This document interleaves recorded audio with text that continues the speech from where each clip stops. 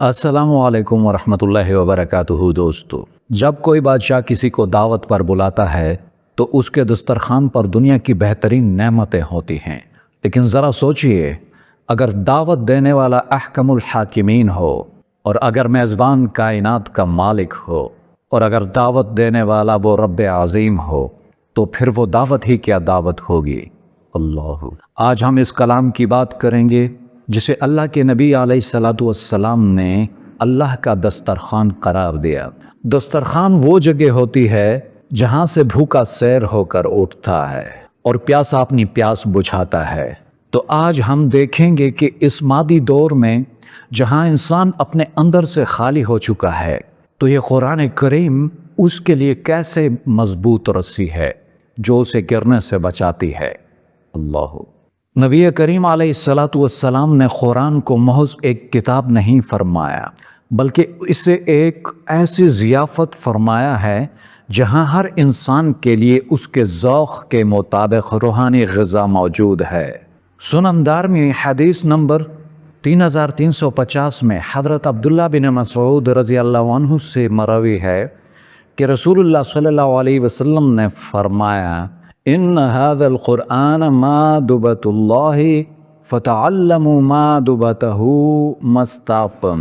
बेशक ये कुरान अल्लाह का दस्तरखान यानी कि ज़ियाफ़त है, पस तुमसे जहाँ तक हो सके उसके दस्तरखान से इल्म व हिदायत सीखो। अल्लाहु अकबर।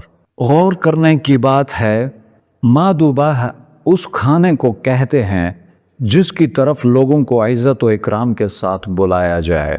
अल्लाह तबारक व तआला हमें बुला रहा है, कोई हिदायत लेने आए, कोई सुकून लेने आए, कोई कामयाबी लेने आए, उस दस्तरखान पर हर एक के लिए जगह है। आज हम एक ऐसे दौर में जी रहे हैं जहाँ फितने बारिश के कतरों की तरह बरस रहे हैं। ऐसे में इंसान किधर जाए? तो अल्लाह तबारक व तआला ने हमें एक रस्सी थमाई है जिसे पकड़ने वाला कभी डूब नहीं सकता। सूरह आल इमरान आयत नंबर 103 में अल्लाह तबारक व तआला फरमाते हैं, वातस्क़िमू बिहब्लिल्लाहि जमीअन वला तफ़र्रक़ू।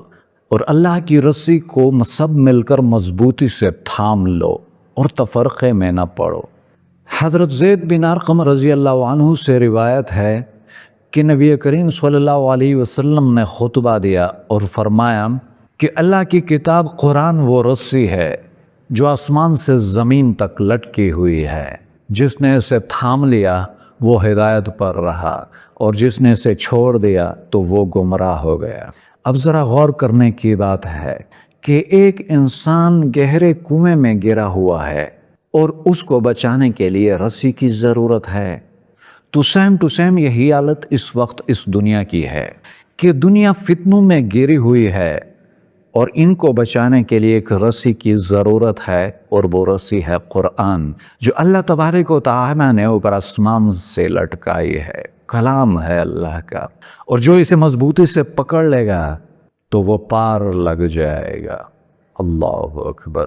कुरैश मक्का के बड़े बड़े सरदार रात की तन्हाइयों में छुप छुप कर नबी करीम सल्लल्लाहु अलैहि वसल्लम से कुरान सुनने आते थे। क्यों? क्योंकि उस रस्सी में ऐसी कशिश थी कि मुनकर भी खींचे चले आते थे। हज़रत तुफ़ैल बिन उम्र दोसी रज़ी अल्लाहु अन्हु कबीला दोस के सरदार जब मक्का आए तो कुफ़ार ने कानों में रुई डालने को कहा, तो हज़रत तुफ़ैल ने कानों में रुई डाल दी। तो हज़रत तुफ़ैल काबे के पास खड़े हो गए, मगर कुदरत का करिश्मा हुआ कि अल्लाह तबारक व तआला ने उनके दिल में डाल दिया कि उसको उसकी माँ आवाज़ें दे रही है। लेकिन जब काबे के पास खड़े होकर उन्होंने कुरान की चंद आयत सुनी तो पुकार उठे कि अल्लाह की कसम, मैं शायर हूँ, जादू भी जानता हूँ, लेकिन ये ना शायरी है ना जादू है, ये तो सरासर खैर है।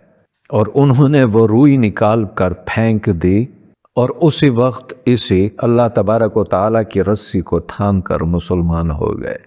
कभी गौर किया है आज हम बिखरे हुए क्यों हैं? हमारी उम्मत, हम मुसलमान लोग बिखरे हुए क्यों हैं?